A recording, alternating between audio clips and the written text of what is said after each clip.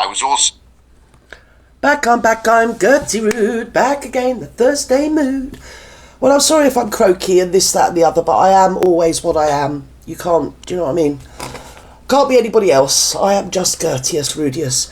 Anyway, I've had an eventful day, as one does. I'm always having eventful days. You can imagine, you've only got to look at me. Do you know what I mean? Everybody either wants to be me or be near me.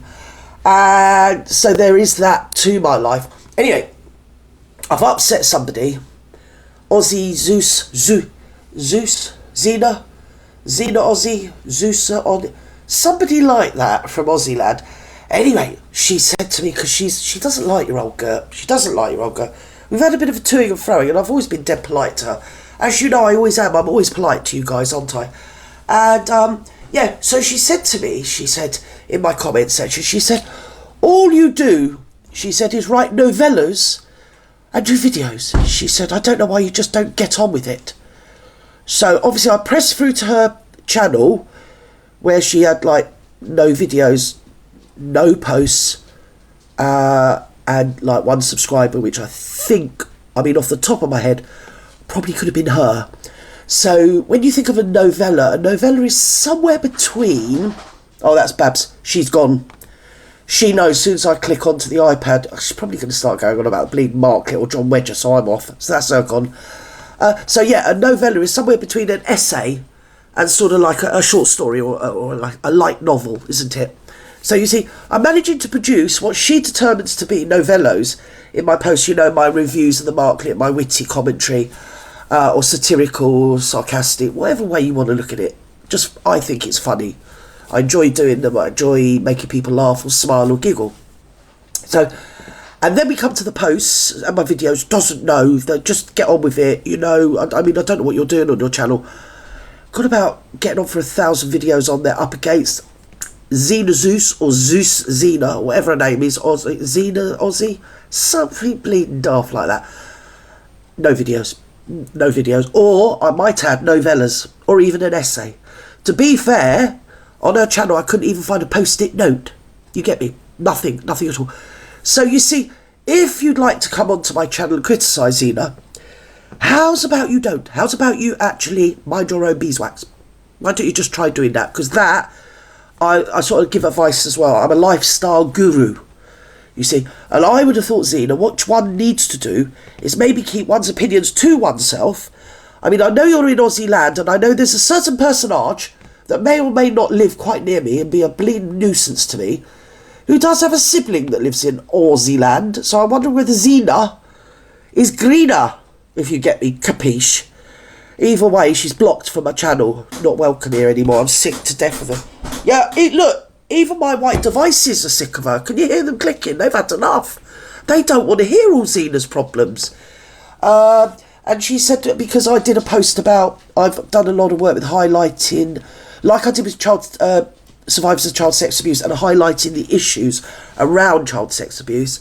I've also, in the last year or so, because of my own experiences, and not only my watching other people, what other people have gone through, I've had people in tears around me, or cyberly around me, you know, on the end of the Zoom calls, and just in bits, you know, I'm broken in bits.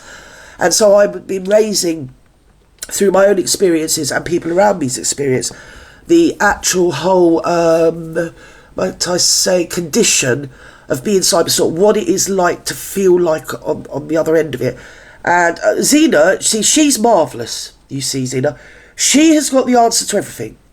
She's never been there, obviously, but she knows the answer. It's a bit like, you can imagine Xena, can't you? Say if she was faced with a lady that was minding her own business, walking down the road, and she was attacked in a very de rigueur, an outrageous way. You see, Xena would say it's the lady's fault, you see, because she shouldn't have been walking down the road. And if she stayed indoors, you see, that wouldn't have happened to her. And that is her thinking. You know, all the time that you go on about it, they're going to keep doing it. Oh, I should have known you last bleeding 3rd of March then, shouldn't I, Xena? You could have stopped all this happening to all of us.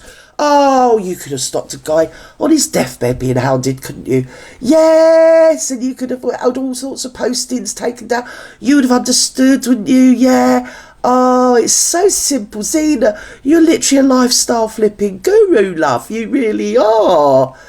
And when you get a whole load of grown-ass men taking the piss out of somebody's funeral, what you do, according to Zena, is you just don't take any notice. And when they ring up the police and get your car towed, or ring up social services to get your child removed, things like what you do, according to Zena, you see, because when they post all about it and then action it and they call each other to arms and mass report, come on, let's all mass report, let's mass report somebody for this. What was it, they went and got a birth certificate and tried to get some kid done for having a birth certificate in the right name and something or other that was none of their bloody business. Yeah, and a kid that may or may not need, say, a driving licence or a passport, and these grown-ass men are going down the police station, I can prove he's got the wrong name, oh no, they registered his name illegally, right?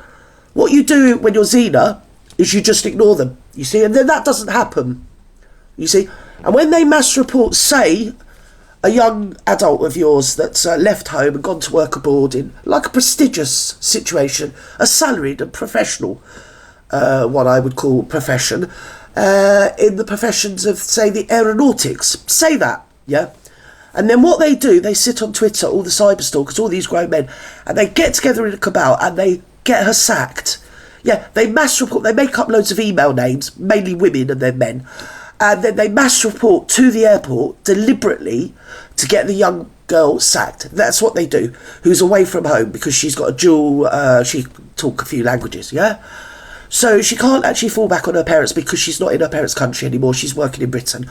But Zena, you see, Aussie Zena, she is like, she's an oracle. She is an oracle. So from now on, anybody, if you do have any problems like that, and say people do come out and ruin your life, or say break into a locked Instagram account and post a picture of a semi-clad child of yours on X, what you do is just don't look at it, okay? Don't get upset, just ignore them, you see, and then they won't come round and slash your tyres. And they won't send you funeral plans. They probably won't buy birthday cards off Moonpig or whatever, I won't say the occasion, but a particular celebratory occasion. Buy it off Moonpig, get it delivered to somewhere in Sussex, drive it up to Gloucester, and then post it from there to get, say, somebody else arrested. See, what you do if you're Zena, you just ignore that, you see. And then when you get arrested in front of your family, which is what happened, and you're totally innocent and you've done nothing, you ring Zena, because she has got the answers. And that, my dear Vutu public, my viewing subscribers from all across the globe, is where we're all going wrong. We haven't got Zena in our life, you see? That's what we all need, we need a Zena. So, and we also, changing the subject, we need Rupert. Rupert, and not the bleeding bear, we need Rupert Lowe, the icon, the iconic Rupert Lois. Right, and this is Kemi. Oh, it's Kemi, isn't it? It's Kemi Badenoch. Is she still the leader of the Conservative Party? Because last time I looked, she was, and that was about 10 minutes ago. But it's hard, you know, it's all to play for.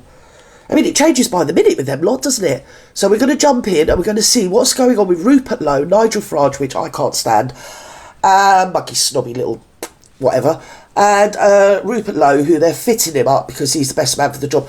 And it's a bit like the Blair Mo Molam. If any of you are familiar with politics in Britain, we had the most fantastic lady leader that anyone could ever potentially have had and should have had but didn't have, in Mo Molam. She is the one that was credited with the Good Friday Agreement in Northern Ireland, although of course what's his name took the thing.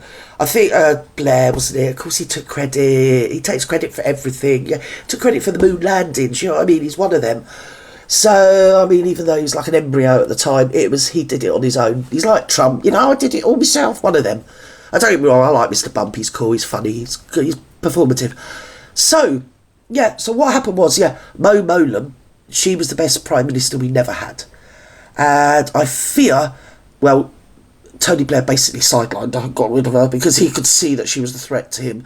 She was so charismatic. She was such a lovely woman. She actually died of brain cancer in the end, but she was that I'm just worried about as well, because I don't like to be critically thinking on these issues, but I couldn't help myself. I just couldn't, because, I mean, Anne Widdecombe's still alive. Do you get me? Capiche? So I'm not sure what was going on with Mo, but she is no longer with us, which is a tragedy in and of itself. And poor little Rupert reminds me of that. And I think they're all trying to get rid of him because he is the only threat. And really, Nigel is shabby. He's the Shabmeister General, isn't he? Shabbity shab. That's what I say about him. And we don't need Shabby. We've already got Shabby. If he's in the country. And as for Mr. Spice, well, don't get me going on Mr. Spice. Reform, as I said to you yesterday, is like the last scene of Animal Farm, and that's all you need to know about reform. And we're going to hear how young Mr. Rupert Lowe was ordered by the Reform parliamentary people, whatever the secretary's name is in charge of the Reform Parliament, people. I didn't even know. Talk about a gravy train, them lot. I mean, you're an MP, you sit in Parliament, you get up, you say a bit, you go home. But no, they've got a load of grifters and hangers-on that earn their salary. And one of them was the parliamentary person in charge of what Reform does or doesn't say in the Houses of Parliament. And we're going to hear about how Rupert was told to moderate his language, darlings. In other words, to censor what he really wanted to say. So asked to amend it in another way, which I refused to do, but I did downgrade. I took the mass deportations out. So I don't know whether this was the issue. I don't know what the reasons for this are, but I'm a man of logic, Dan, and I can't see any logic to the decision that the party made. And well, you might not be able to, Rupert, my darling, but I can, and so can most right-thinking people or people with half a sort of brain cell left. It's obvious. It's what I've just sort of, briefed, isn't it? Because there is no conclusion to be had. The excuse was that he threatened violence on a man like 20, 30 years younger than him. His guy's 67, he's just drawing his pension. And he's never been known, I mean, everyone's never known him to come forward and said, that don't sound like Rupert. So it feels like he's being fitted up to sideline him, because then we can have, the Hosanna, hey, Zanna, Zanna, Zanna, ho, of what we've been part with Nigel Farage, isn't it, really? So you are the Christ, you're the great Jesus Christ. That one. That's what's going on. He doesn't like the up-and-coming people that are outshining him. Look what they've done to Ben Habib, and they continue to do it. He's very successfully come out as a Reform spokesman or an alternative party thinking type of politician spokesman. Either on GB News, I think I've seen him on Talk TV, I don't know where else I've seen him, but he's around, he's around the cyber souks and boulevards. And they've sidelined him as well. So if he comes out and says something, they'll always come out and say another... they won't say, don't believe what Ben Habib says, but they'll come out and give a counter-statement. So not any sensible comment that he's made into a cocked hat. And basically, I think Nigel Farage is just holding hands with Richard Spice and the other bleeding grifters and confidently walking headlong towards the cliff, and they tend to jump off together, all of them. And they don't really care about all the people that have put them there. And that is the way of the world, basically. I don't in any way subscribe to unchristian behaviour.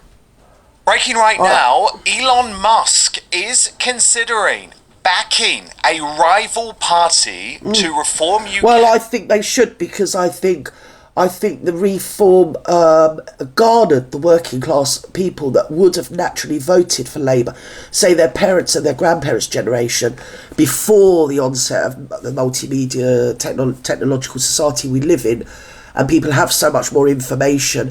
And I think it means so much more nowadays than what it did in, say, the 70s or 60s or even the 80s for working class people that have seen, and also the middle classes. I mean, you've got the aspirational working classes, so people that are, entrepreneurs and artisans, tradesmen, that aspire to owning their own house, quite rightly, that immediately puts them in the sort of lower middle to middle class, as I say, from coming up from, say, working class social housing, getting some training, getting some BTECs and maybe training as apprentice, and then going up, becoming an engineer, electrician, a builder, a roofer, whatever, you get me. And of course, as I say, they become the aspirational working class going up to middle class people that are naturally going to be drawn towards people like Mr. Robinson and towards people like, basically Rupert Lowe, Ben Habib, and not Nigel. Originally it was Nigel, because we had no other choice. He was the man, like I said, the man cometh the hour, cometh the man, and he was there. When the mist cleared, we realised that actually, he wears hooves rather than shoes, darlings. In a move that would split the British right and potentially make politics incredibly difficult for both the Conservative Party and Nigel Farage's Reform UK in the coming months. Right. Now, this revelation was broken by the Financial Times overnight. Right. And they report Elon Musk has here he expressed is. an interest in backing an alternative to Reform UK following a spat that erupted last week between the populist parties. I think it would be. I mean, you know what my opinions are. I mean, I don't like the man, but we could do the dosh. Just give us the dosh. For overseas people, that means cash, wonga, money. So the spondoolies. So yeah, if he wants to inject it into, say, a Habib, who they are more rational, more reasonable, and they're not going to, you know, I don't know, kiss the Blarney Stone, is it? Or get into power, get their feet under the table, and oh, you can't say that. I mean, you could have knocked me over with a feather when I heard Farage when he got in, all the hooing and hawing, and oh, look at me, I'm here now, I'm going to make changes, blah, bleeding, blah. And then he's like, well, we can't stop the boats. I was like, excuse moi? I mean, what the bleeding WT, F or H, you know? When does this happen? So, and then of course it brought me right back to every other politician I've ever known in my life. He is no different. He isn't Jesus. He's not the Messiah. He's just a very, very greedy stockbroker. Yes, and a muggy, snobby, upper middle class person. He's not in the elite and he's not in the aristocracy, but he's not middle class. He's upper middle class, if you get me. Yes, he is, yes. In the stockbroker belt is where he lives, and he can do the bleeding belt as well. Farage and his most high-profile MP. The tech billionaire's allies say he has indicated that he would support a credible alternative party, according to people familiar with the matter, after Reform on Friday suspended Rupert Lowe. Reform claimed Lowe had been reported to the police over alleged threats of violence against the party's chair. Doesn't he look like a twat? I'm sorry. And I said ot, T-W-O-T, not the other word, twat. He does, doesn't he? He's like, has somebody farted? Is that kind of look? Oh dear, I really am going to have to avoid tunnels like forever. So yeah, yes, give I mean, you know, I don't know what else to say. I mean, you got Kemi Badenoch, you got Suella Braverman. Is Braverman in with Report? I mean, there's some people that have sold their souls to the devil to join Reform, haven't they? And I think he's let everybody down. And I think, firstly, and don't come for me, bleeding, what's your name, Oatshot? What's her name? Isabel. I love the name Isabel. Yeah, I like her. She's all right. She's cool. She took old Andy Hancock to task, didn't she, in her book? Oh, yes, don't care. She's married to the hapless Richard Spice. And, yes, I don't know what to say that's kind about that man, but, yeah. Disingenuous is a word I would describe him as, in my personal opinion. I think I'm allowed that. The Civil War has even if we're not allowed free speech under Reform, I think I'm allowed an opinion, and I find him disingenuous. I find him smarmy, and I find him insincere. And he reminds me of a fish on the riverbank. You know, when you get them out, they just flip around from side to side, desperately trying to get back in the water. They don't care what they do. That's Richard Spice. Form into disarray and threatens to overshadow the momentum the party had built from its extraordinary polling success, where its support has recently topped that of Labour and the Conservatives. Oh. One senior figure close to Lowe said there had also been discussions among former party officials about forming an alternative group to Reform. Yeah, I would. Although they were clearly aware of the huge challenges it would entail. Yeah. The person said, Rupert... Look at him, he's like Angry Mr. Bleeding Toad, old Farage, whatever his bleeding name is, isn't he? Angry Mr. Toad! He hasn't got what it takes. He hasn't got the cojones. He's full of bluster, he's a showman, he's showboating, grandstanding. He reminds me of Trump. Mind you, Trump is American, so it always comes over different, and Trump is like a billionaire, isn't he? So, I mean, he has got the cojones and he has got the clout. This one hasn't. I doubt whether he's put his hand in his pocket for the party like ever, but I'm pretty sure he's put his hand in their pockets all the time. Do you get me, Kabish? Which is the exact opposite of the American version of what I'm going to call I don't know whether it is called that, but I always call it the George Washington complex. They've got everything they could possibly want in life, and basically where Farage is for a British gentleman, he has. It's not a billionaire, but I'd say it's probably a multi-millionaire, easy. And he's comfy, and he's at the end of his life. He could just kick back and enjoy playing golf or doing whatever it is he does. But it's something else that pushes him on, much like Trump. I really believe he wants to go down in posterity as the best president ever. I'm the best president ever, you know. Literally, I invented being the president. That's Trump, isn't it? You know. And I think there's a bit of that in Farage, but obviously being British, he's got his hand in everybody else's pocket apart from his own. So there is that. And Lowe, I just think he seems like what we would call originally liberal, or a liberal Democrat. Not liberal in the progressive liberal, what we used to call communists. Liberal in the middle ground, you know, liberal Democrat. They like a bit of democracy. Or I'd say probably a far left Tory, but a far right socialist, if you get me. And somewhere in there you get your liberal Democrat, right in the middle, right in the nice soft chewy bit, that one. So I think that's what is needed. I hope it comes to pass, and I hope they take back everything they've said about Tommy Robinson, because like it or not, he does represent he represents the cart horses in Animal Farm. He represents the strength and the ones that did the work and plodded on and rallied the people behind him and carried people forward. That was it? No, Napoleon was the pig. Can't remember what the horse was called in Animal Farm, but there was a particular horse that he represented, like the working classes, the backbone of the farm. If it wasn't for the Shah horses pulling the ploughs, the farm would have dissolved. And I think the whole political zeitgeist since about 2010 has had Tommy Robinson running down the middle, like, you know, like the spine of the country, and everybody agrees with what he says. Everybody, I mean, you can't just turn your mind. It doesn't matter who they are. I don't care if they're aliens from another planet. You can't just turn a blind eye to the industrial outrage of generations of young girls and just throw them on the scrap heap and have muggy, middle-class, enabling white people that are shuffling the papers and filing it in the bin and telling them they're liars, when we got the Children's Act that says, do you believe children, first and foremost?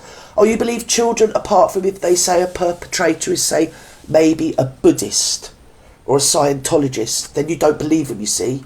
You immediately send them home and throw the stuff in the bin and say they're liars. Apparently that's been happening. So, and it did take somebody with a massive backbone and big kahunas to stand up, and look where he is now. And he was told not to show that film, so he let it be shown in America. He didn't actually put it on, but he released it so it was shown in America, and that evidently did something. And when he showed it in America, he thought, right, well, I might as well show it in the house, outside the House of Parliament. So he went and did that and took his prison time. But show it he did, and I think he was going on about the two-tier system and how generations of professional people, predominantly white, predominantly ethnically Caucasian, have enabled this to happen and been complicit. And it's since actually he's been in prison that it's came out that there's a number of, might I say, professional people like police that are actually in the crosshairs for having partaken of some of the crimes that I've just been discussing with you. And with that, I'm going to leave it. So are we agreed? We like Lowe? Farage, he's just a grifter, he's weak, don't like him, and he's a snob, and there's nothing worse than a snob, whether they're an inverted snob or an outrageously outright snob. I've got no time for either of them. No time at all. People are people. I don't care if you ain't got a pot to piss in, you're still a human being. I don't care if you're the Queen, I could still find fault with the Queen. And I'll tell you another thing, you're all going to kill me. I've been on Netflix, I cannot abide The Crown. I cannot abide whoever it is that plays the Queen. Because if she's playing the Queen, what a prissy little mug. Sorry. I mean, the Queen is like an iconic figure. We all had to, oh, hello, yes. Oh, well, that's absolutely dreadful. Who even talks like that? I'm sure she didn't really talk like that in her own world. She had, like, literally, it's like she had something rammed down her spine. You know, she didn't, like, act like a human being. It was just, horrible. I would not recommend The Crown to anybody. Having been British like all of my life, I'm pretty sure the Queen doesn't behave, or didn't behave, in the background, in her own private life, the way she was depicted in The Crown. And if she did, what a snob. Anyway, with that, over and out. I can't abide her voice. Just gets on my bleeding wick. I expect she wouldn't like my voice. In fact, she used to mock working class voices. I've actually heard her in real time when she didn't realise she was being heard, mocking the way people talk, the everyday folk talk. And she could drop her vowels with the rest of them. So, yeah, over and out. Love you and leave you. Bye-bye now.